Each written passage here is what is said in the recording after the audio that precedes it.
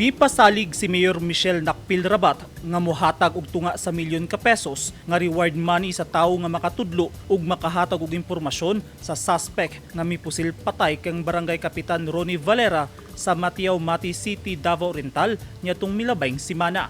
Sumala ni Mayor Rabat, iyang nadesisyonan ang paghatag og reward money aron mas madasig ang katawhan sa pagduol sa mga otoridad ug paghatag sa impormasyon sa responsable sa krimen ug aron mas mapadali ang pagsulbad sa kaso.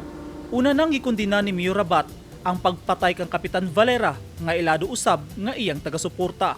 Gikasubo sa mayor ang kamatayon sa kapitan. Sanglit kini ang unang higayon nga dunay madugong insidente panahon sa eleksyon. Kahinumduman nga gipusil sa wala pa mailhing mamumuno si Kapitan Valera pasado alas 8 sa gabi niadtong Miyerkules, Abril 13 sa Purok Matahimik 1 samtang nagduyan sulod sa iyang panimalay ug naigo kini sa ulo. Tulo ka mga basyo sa bala sa kalibre 45 nga pistula ang narecover sa mga otoridad sa crime scene. Narecover usab sa mga otoridad sa posisyon sa biktima ang gipanag-iyahan niini nga pusil. Gisuwayan pa pagdala sa ospital ang kapitan apan wala na kini matabang pa tungod sa mga pinusilan sa iyang ulo ug lawas.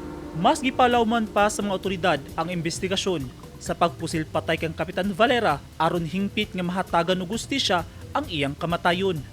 Gimugna na sab ang Special Investigation Task Group para kang Kapitan Valera. Eugene Hinutan, Newsline Philippines, Davao Region. Stay safe.